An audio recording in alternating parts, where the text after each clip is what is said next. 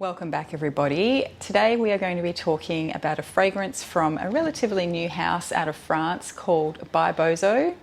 The house was established just last year in 2020 by a fellow named Khalil Hamoudi, and he named the house after his grandfather Fatah Bozo. The perfumer for the house is a Mr. Paul Emilian. I don't know much about him. I tried Googling his name and didn't find very much other than what was on the ByBozo website. So still learning a little bit about him. The company first contacted me back in early July this year, so it's been a little while now, and they offered to send me a bottle to provide some feedback and review if I wanted to. So there was no obligation to talk about this fragrance on my channel, but obviously they would appreciate it if I did. And although I did ask for samples, they didn't actually have any samples at the time, and definitely the discovery sets weren't ready yet. So instead, I decided to accept a bottle on the condition that I didn't have to talk about it if I didn't like it, or if I did talk about it, that I could be, 100% honest, and they were fine with that. And so they did send me out a bottle of a fragrance called Richness, which I did choose. I chose this fragrance because it is an aldehydic floral.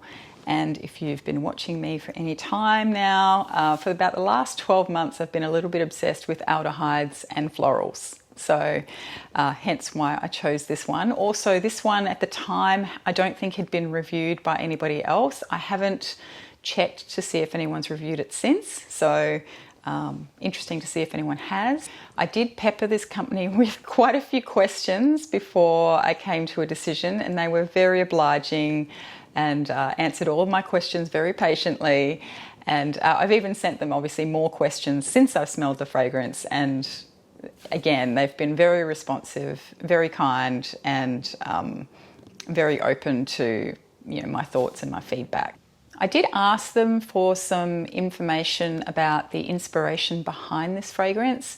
I hadn't been able to find that much on their website. Their website just talks about really the scent profile, a little bit of a marketing blurb, but it doesn't really talk about why this particular fragrance. So they were very obliging. Mr. Hamoudi himself provided some notes and some thoughts behind what the inspiration was in an email to me, which I really appreciated. And in fact, I am just going to read out his email because I think it's nice to get a bit of a background as to what the inspiration is behind a fragrance. So he says, I'll tell you a story. Once I, Paul Emilian, and his wife Anastasia went to dinner in a nice, cozy place. This was a restaurant in Montpellier. The owners of this restaurant and Emilian's family are good close friends, and there is one unusual thing. There are no employees in this restaurant. Only one waiter, and the owners are a married couple who do everything themselves. They cook, wash dishes, choose food, and so on. They always help each other, and although they have the opportunity to recruit staff, their choice is to do everything themselves.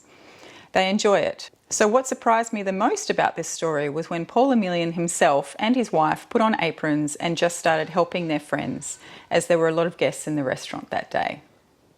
And then I realised that Richness is not a production, it is not cars, not a fancy home, etc. These are human values, and this is respect for each other. This is a state of mind. I described my thoughts to Paul, and he saw and created this perfume. This is how Richness came. So that is the inspiration behind the fragrance, and obviously the name for the fragrance, and I quite liked that story. So I will just do a quick overview of how it arrives, the packaging. I will say that the postage was very fast, even though postal services here in Australia at least have really slowed down at the moment because they're just so overwhelmed with people buying things online because of lockdowns and stuff. So it comes in a pretty simple box.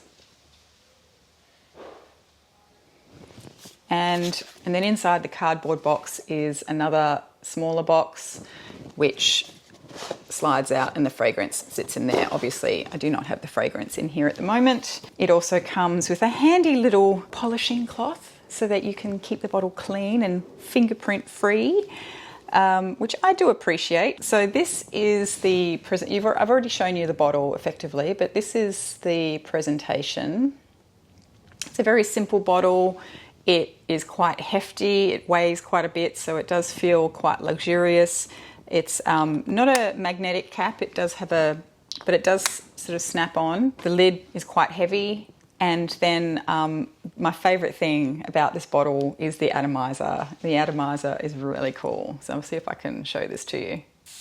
The atomizer creates this beautiful soft mist. It has a fairly long spray, so you can control how much you want to apply. You can control the sprays basically by how long you press for. But the mist that comes out of here is so fine and so well dispersed. It's really, really good, and I'm tasting perfume because it's such a fine mist. It just sort of stays in the air. It's amazing. So that's the packaging. It's pretty simple presentation, but I like simple presentations, and it feels very classy and luxurious. So full points for presentation, I think. So how does it smell? In the top you have aldehydes, rose and pink pepper. In the mid you have orange, peony and violet. And in the base you have woody notes and musk. So this opens with a burst of peppery, rose and sparkling aldehydes. So I feel like the opening immediately after you've sprayed it is very sparkly and fresh, and obviously from the pepper perhaps and the aldehydes. But very quickly that rose starts to come through and gives it a little bit more body and maybe tones down those really sparkly aldehydes just a tad. I also feel like it's a little bit citrusy in the opening, but again just in those first few seconds, and then very quickly the florals set in. So it's very much an aldehydic floral. After half an hour to an hour, I think if I really think about it and really concentrate on it, I feel like I can maybe pick up some of that orange and violet. And I don't think I pick up the peony as such, but I feel like that mid is more holistic floral kind of fragrance. So it's lots of florals with some aldehydes in there, maybe a little bit of musk. And I just feel like you don't really get one flower over the other, except for the rose. The rose does sort of stand out quite a bit. I feel like there's also somewhat of a zinginess to it, but it's kind of toned down, and I wouldn't classify this necessarily as being like a citrusy freshy or anything like that, but because that rose and the aldehydes definitely dominate. So there is that sort of soapy aldehydic vibe to it, but at the same time it does feel a little bit fresh, but I wouldn't classify it necessarily as a freshie in the traditional sense of the term. I do get hints of woods, but I wouldn't necessarily say this as a very woody fragrance. They are there, but they're kind of like a suggestion in the background. They're not necessarily, I don't think that this dries down to be a woody fragrance per se. And it wears very much like an uncomplicated fragrance, but I don't necessarily think that is because it is uncomplicated. I think it's probably because those notes are so well blended that it just feels uncomplicated, if that makes any sense. Overall, this is a really clean, fresh, soapy kind of aldehydic fragrance, and I like to wear it on really hot days or after the shower. We've only had a couple of hot days since I got the fragrance, so yeah, I feel like it's probably going to get a bit more wear in summertime, but definitely I like to wear it after a shower because it just has that real clean sensation and it layers really well under other things. It smells kind of like a really expensive soap, to be honest. It does remind me of the sensation I get with Chanel No. 5 EDT, which is that really clean, crisp, floral aldehyde that smells like soap.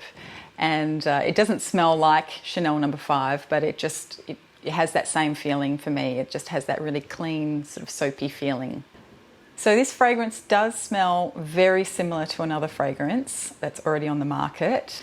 A couple of months ago, I was going through some old decants and I came across a travel spray of Byredo's Blanche, and I spritzed it on and immediately recognised that this was very similar to Richness, which I had been wearing quite a bit. So you will see that I've made a fair dent in the bottle. I mean, it doesn't look like much at this point, but this comes pretty much full to the top when you get it, and it's a 75ml bottle. So yeah, I'd say that's a fair dent for just the space of a couple of months. I have been wearing this a lot. So I sprayed this ByBozo fragrance Blanche and immediately could recognise that they were very, very similar. I feel like Blanche is a little bit sweeter, although I would never classify Blanche as a sweet fragrance per se.